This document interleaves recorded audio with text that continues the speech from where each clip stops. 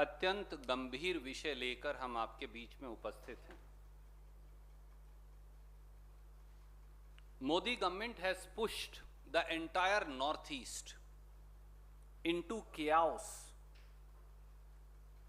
and there is complete breakdown of law and order and constitutional machinery in multiple states.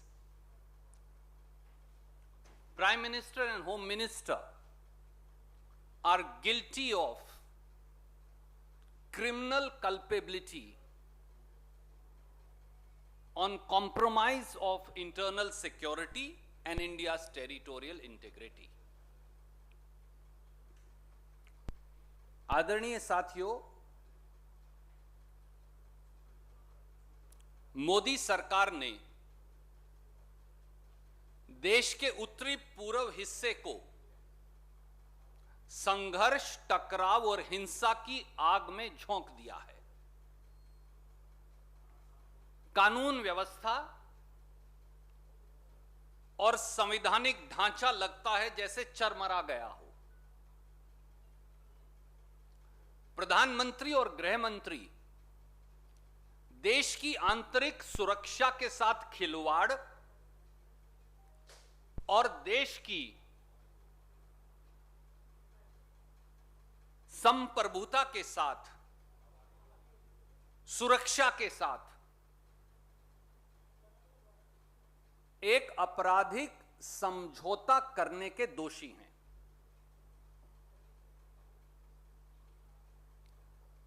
Uncertainty, conflict, violent clashes, and unchecked lawlessness have marred large parts of India's northeast. The situation is beyond alarming.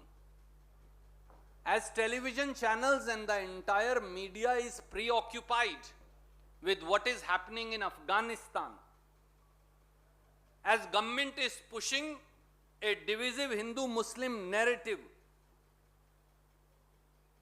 the entire Northeast is boiling. There is an alarming situation developing there. Multiple states of Northeast have been pushed into an unending and an unprecedented cycle of lawlessness with complete breakdown of law and order and constitutional machinery. संघर्ष, टकराव, हिंसा, कानून व्यवस्था का टूट जाना और संवैधानिक ढांचे पर हमला बोला जाना, ये अफगानिस्तान का दृश्य नहीं जो टेलीविजन चैनल दिखा रहे हैं। ये मोदी सरकार द्वारा बार बार मीडिया को परोसे जाने वाला हिंदू मुस्लिम विभाजन भी नहीं। ये इस देश के उत्तर पूर्व के प्रांतों की वास्तु स्थिति है जो नहीं दिखाई जा रही। सच्चाई ये है कि स्थिति उत्तर पूर्व में खतरनाक बनी है और एक के बाद एक प्रांत उत्तर पूर्व का हिंसा, टकराव और संघर्ष के अंदर झोंका जा रहा है। कानून व्यवस्था टूट चुकी है, लगता है। प्रांत एक दूसरे के साथ दुश्मनी, जैसे दो दुश्मन देश का व्यवहार करते हैं, ऐसे व्यवहार कर दुश्मनी बरत रहे हैं। दो प्रांतों की पुलिस एक दूसरे पर फायरिंग कर रही है, नागरिकों को गोलियां लग रही हैं और मोदी सरकार आंतरिक सुरक्षा को लेकर कान तले हाथ रखकर सोई पड़ी है। Shockingly and sadly, Modi government remains oblivious to the goings on in Northeast. This wholly indifferent, criminally aloof, hands-off approach of Modi government emanates often from its illegal and divisive usurpation of power in many states of Northeast and a blind lust to illegitimately latch on to that power, bereft of the consequences for the country. ये सब अंधाधुंध संघर्ष, टकराव और हिंसा मोदी सरकार की किसी तरह भी, कैसे भी पूर्व के प्रांतों में नाजायज सत्ता हथियाने का भी एक नतीजा है। और आज भी मोदी सरकार और भारतीय जनता पार्टी किसी तरह से भी उत्तर पूर्व के प्रांतों में जबरन सत्ता हथियाए रहना चाहती है, चाहे देश के लिए कैसे भी घातक परिणाम आए। Friends, the abdication of constitutional duties and failure to intervene to restore even a semblance of order and rule of law goes against national interests and our territorial integrity. Modi सरकार के द्वारा मौन धारण करे रहना, आंतरिक सुरक्षा का छिन्न भिन्न हो जाना, संवैधानिक प्रणाली पर हमला होना और मोदी सरकार का मुंह मोड़ लेना, यह दर्शाता है कि उन्होंने अपनी संवैधानिक जिम्मेवारी से मुंह मोड़ लिया है और उन्होंने देश की आंतरिक सुरक्षा और देश के संवैधानिक ढांचे, उन दोनों पर जो आघात हुआ है उसको लेकर पूरी तरह से आपराधिक गैर जिम्मेवाराना व्यवहार किया है।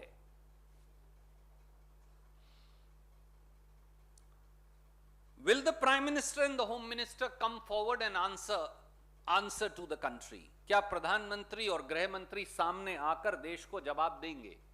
पहला, असम और मिजोरम के बॉर्डर पर बार बार हो रही पुलिस फायरिंग, हिंसा, संघर्ष, मौतें, चोटें उन दोनों प्रांतों में हो रही है जहां दोनों एनडीए बीजेपी की सरकार है। याद करिए जुलाई 26, 2021 को असम मिजोरम बॉर्डर पर तथाकथित तरीके से दोनों पुलिस के द्वारा एक दूसरे पर फायरिंग की गई। 6 पुलिस के हमारे सिपाही खुद की पुलिस की गोलियों से मर गए और 80 लोग घायल हो गए। और उससे भी जो बुरा हुआ, जो घातक हुआ देश के लिए, कि दोनों प्रांतों ने एक दूसरे के प्रति आवाजाही, ट्रैफिक चलने और सामान भेजने पर पाबंदियां लगा दी और एक दूसरे के प्रांत के नागरिकों को यह भी कह दिया कि दूसरे प्रांत में मत जाइए। क्या हिंदुस्तान के संघीय ढांचे में 2 प्रांत एक दूसरे के दुश्मन हो सकते हैं? और कल अगस्त 17, 2021 को फिर तथाकथित तौर से असम मिजोरम बॉर्डर पर उग्रवादियों द्वारा नहीं, पुलिस द्वारा फायरिंग की गई और यह भी कहा जा रहा है कि 1 से 3 नागरिकों को गोलियां लगी। एक बार फिर असम और मिजोरम हिंदुस्तान के 2 प्रांतों के बॉर्डर पर भारी टेंशन है। दोनों प्रांत एक दूसरे से ऐसा व्यवहार कर रहे हैं जैसे 2 दुश्मन देश करते हैं। पर साथियों, देश के प्रधानमंत्री नरेंद्र मोदी जी क्या कर रहे हैं? देश के गृह मंत्री अमित शाह जी क्या कर रहे हैं? जब 2 प्रांत एक दूसरे के दुश्मन और खून के प्यासे बने बैठे हैं, भारत सरकार ने अपनी जिम्मेवारी से क्यों पीछा छुड़वा लिया? क्या आंतरिक सुरक्षा अमित शाह जी की जिम्मेवारी है या कोई और आकर आंतरिक सुरक्षा की जिम्मेवारी लेगा और जवाबदेही देगा? दूसरा सवाल, दूसरा पहलू, एक और उत्तर पूर्व के प्रांत जो मेघालय में जो हुआ और जो हो रहा है वो इससे भी ज्यादा खतरनाक है। और मेघालय में भी north eastern democratic alliance NDA BJP का हिस्सा है। पूरे देश ने देखा, टेलीविजन ने नहीं दिखाया वो अलग बात है, पर पूरे देश ने देखा कि किस प्रकार से AK-47 और बंदूकें हाथ में लेकर मेघालय की राजधानी शिलोंग के अंदर तालिबान जैसे काले झंडे लेकर, मुंह पर काले कपड़े पहनकर, उग्रवादी बंदूकें दिखाते हुए शिलोंग राजधानी के एक कोने से दूसरे कोने तक गए, पर किसी ने उन्हें रोका नहीं। मेघालय के मुख्यमंत्री के निवास पर पेट्रोल बम फेंके गए। मेघालय में स्वतंत्रता दिवस के ऐन मौके पर 98 घंटे का कर्फ्यू लगाना पड़ा। शिलोंग में इंटरनेट सेवाएं बंद करनी पड़ी।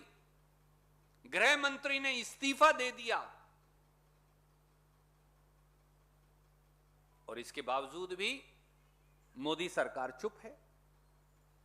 और कल क्या हुआ 17 अगस्त 2021 को, जब मेघालय के गवर्नर, जो भारत सरकार की अथॉरिटी के सबसे बड़े चिन्ह हैं, जब वो वापस आ रहे थे तो उनकी गाड़ियों पर भी, उनके कारकेड पर भी, कॉन्वॉय पर भी पत्थर बरसाए गए। पर मोदी सरकार कहां है? देश के गृह मंत्री कहां गुम हैं? क्या कारण है कि श्री नरेंद्र मोदी और श्री अमित शाह एक शब्द भी कहने से इनकार कर रहे हैं? क्या यह संवैधानिक ढांचे का क्षीण भीण हो जाना नहीं है, टूट जाना नहीं है? क्या देश के अंदर ऐसे हालात बन जाएंगे कि गवर्नर सड़क पर सफर नहीं कर सकते, उन पर पत्थर बरसाए जाएंगे और मुख्यमंत्री के निवास पर पेट्रोल बम फेंके जाएंगे, गृह मंत्री को इस्तीफा देना पड़ेगा, 98 घंटे का कर्फ्यू लगाना पड़ेगा, और मिलिटेंट्स जो हैं वो प्रदेश की राजधानी में AK-47 दिखाते हुए, लहराते हुए एक कोने से दूसरे कोने जाएंगे? और ये छद्म राष्ट्रवादियों की सरकार है। टेलीविजन ने नहीं दिखाया, वो अलग बात है, पर सच्चाई यही। तीसरा पहलू यह है उत्तर पूर्व के 3 प्रांतों की बात। अब चौथे पर आ जाइए, नागालैंड।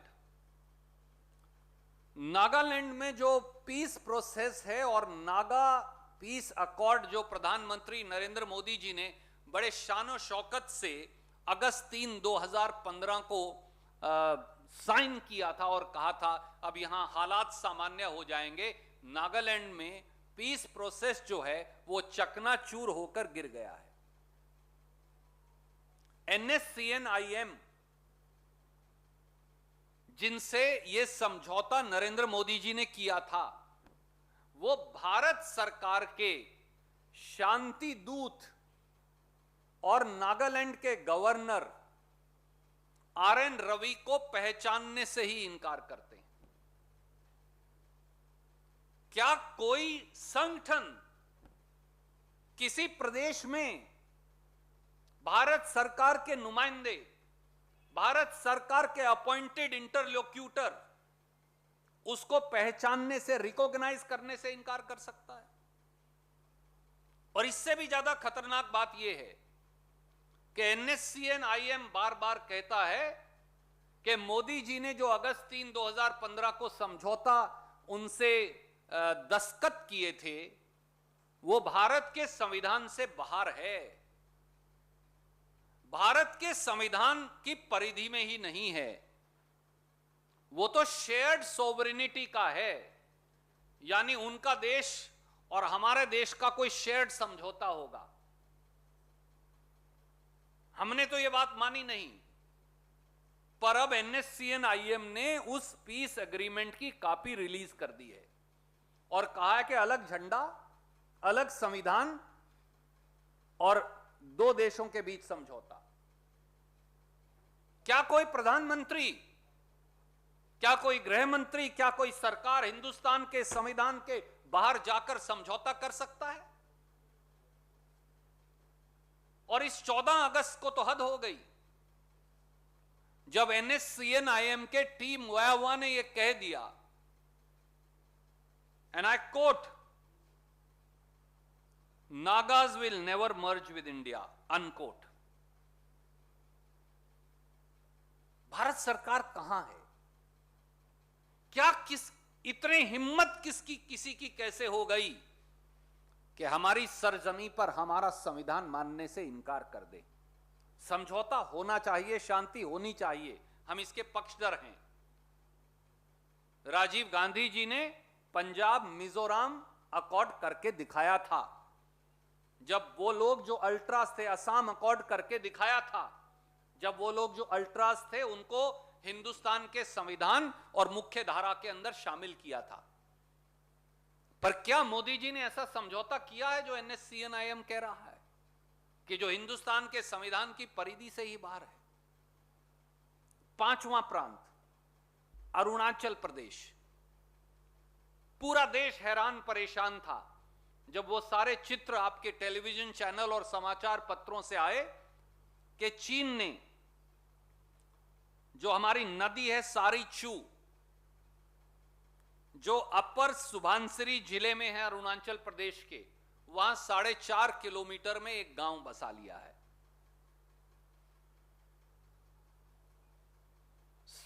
दशकों से, जब से देश आजाद हुआ है तब से यह हमारे देश का अभिन्न हिस्सा है। और जब ये सारे टेलीविजन चैनल्स पर, अखबारों पर ये फोटो सामने आई तो चीन ने यहां तक कह डाला कि वो अरुणाचल प्रदेश पर हमारे अधिकार को ही नहीं मानते। पर मोदी जी चुप क्यों हैं? देश के प्रधानमंत्री चुप क्यों हैं? छद्म राष्ट्रवादी चुप क्यों हैं? देश के गृह मंत्री चुप क्यों हैं? क्या हमारी संप्रभुता से, क्या हमारी टेरिटोरियल इंटीग्रिटी से इस प्रकार का खिलवाड़ और समझौता हो सकता है? तो दोस्तों, एक के बाद एक 5 उत्तर पूर्व के प्रांतों में विस्फोटक स्थिति बनी है। हिंसा, टकराव, संघर्ष, गोलियां चलाने, एक दूसरे से दुश्मनी का व्यवहार करने की स्थिति बनी है। कानून व्यवस्था लगता है जैसे टूट गई हो। हमारी संवैधानिक और सीमा की संप्रभुता को चुनौती दी जा रही है। आंतरिक सुरक्षा टूट चुकी है। पर मोदी सरकार कहां है? वो कहां खो गई है? इसलिए आदरणीय मोदी जी, हिंदुस्तान की आंतरिक या बाहरी सुरक्षा से खिलवाड़ कभी स्वीकार्य नहीं हो सकता। Modi government is criminally culpable of compromising India's national security and territorial integrity, which is unacceptable. The responsibility lies at the doorsteps of PM&HM. प्रधानमंत्री और गृह मंत्री के दरवाजे पर जिम्मेवारी है और जिम्मेवारी दस्तखत दे रही है। सामने आइए, देश को जवाब दीजिए। Any questions? You're welcome to ask first on this and then on any other.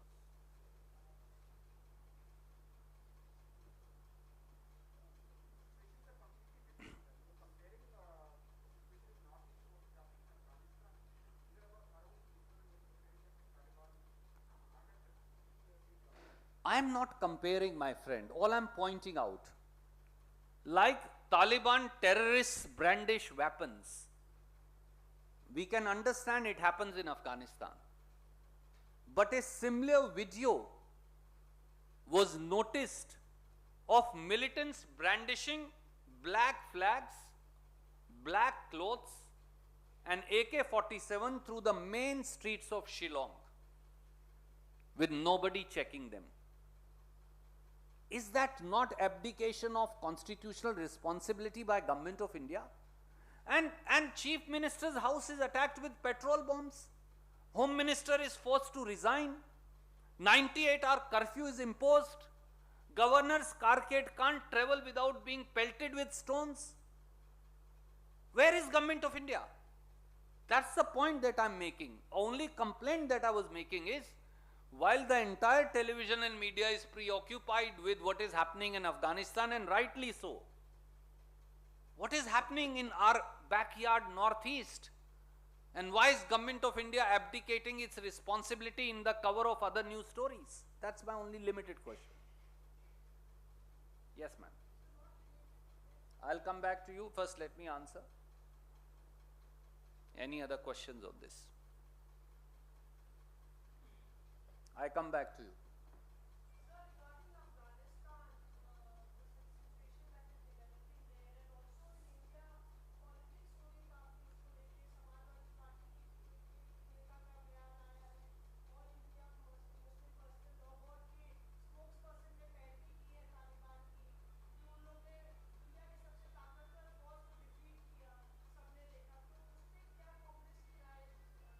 आदरणीय मित्र, आज तक और इंडिया टुडे ने परसों का हमारा बयान जरूर देखा होगा, क्योंकि आप फिजिकली मौजूद थी, और मैं आपका दोबारा ध्यान आकर्षित करूंगा। तालिबान एक उग्रवादी संस्था है। तालिबान के तार हक्कानी नेटवर्क जो पाकिस्तान में है, जो हिंदुस्तान के विरोध उग्रवादी गतिविधि पाकिस्तान की सरकार की रायशुमारी से करते हैं, मौलाना मसूद अजहर, लश्कर ए तोयबा, जमात उद दुआ और ये सारे जो संगठन हैं, तालिबान उनका सरपरस्त है। और मैं ये भी आपको याद दिलाऊंगा, आज हालांकि दिन नहीं, क्योंकि सवाल पूछा केवल इसलिए, सत्ताधारी दल कई बार तालिबान से, कांग्रेस ने कभी नहीं किया जब तक हम सत्ता में थे, पर सत्ताधारी दल भारतीय जनता पार्टी और तालिबान का रिश्ता पुराना है। IC 814 की हाईजैकिंग याद कर लीजिए। जब उसे अमृतसर, जब आप कांधार अफगानिस्तान जाकर भारतीय जनता पार्टी के मंत्रिमंडल के निर्णय के बाद उनके मंत्रीगण हिंदुस्तानियों के कत्ल का दोषी उग्रवादी, कुख्यात उग्रवादी मौलाना मसूद अजहर, जरगर और अन्य उग्रवादियों को जम्मू कश्मीर की जेल से जबरन रिहा कर वहां छोड़कर आए थे, तो क्या उस समय भारतीय जनता पार्टी की सरकार ने तालिबान के थ्रू वो समझौता नहीं किया था? उसका जवाब भी दे दें आदरणीय मोदी जी। और दोहा में क्या गुपचुप तरीके से कोई इंडियन डेलीगेशन भेजा था तालिबान से बात करने के लिए? हमने तो परसों भी सवाल पूछा, फिर भी कोई जवाब नहीं आया। इसलिए अफगानिस्तान की स्थिति अत्यंत गंभीर है। मैंने परसों सुबह भी आपको कहा था, भारत सरकार को चेताया था, अफगानिस्तान में हिंसक उग्रवादी ताकतों का शासन बन गया है, हमें अपने हितों की रक्षा करनी है। और वहां पर जब हिंसक उग्र ताकतें कब्जा कर लेती हैं तो सीधे सीधे पाकिस्तान स्थापित उग्रवादियों को संरक्षण मिलता है। भारत सरकार इसके बारे में क्या कर रही है? टेलीविजन के माध्यम से डिबेट तो करवा रही है, पर आगे आकर मोदी जी या अमित शाह जी दो शब्द बोलकर तो बताएं। हमें ना बताएं, आज तक इंडिया टुडे को ही बता दें, एबीपी को बता दें, इंडिया टीवी को बता दें, न्यूज 24, CNN, IBN को बता दें, IBN 7 को बता दें, किसी को तो बताएं।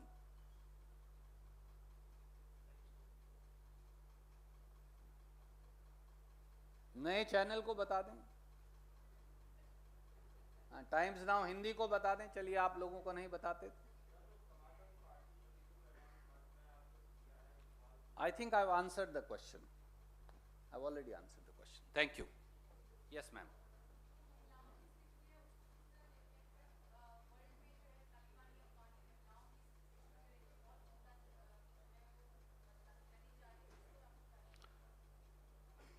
सुप्रिया जी, परसों भी हमने ये चिंता जाहिर की थी। भारत ने हमेशा, सरकार कोई भी रही हो, और ये कांग्रेस के समय की नीति है जो चली आ रही है, अफगानिस्तान में प्रजातांत्रिक प्रक्रिया से चुने हुए लोगों की चुनी हुई सरकार ही वहां अमन चैन और सरकार चलाए, हम इसके पक्षधर रहे हैं। जब प्रजातंत्र होगा तो महिलाओं और बच्चों को समान अधिकार होंगे। जब पिछली बार तालिबान ने वहां कब्जा किया था तो वहां महिलाओं के साथ, अल्पसंख्यक वर्गों के साथ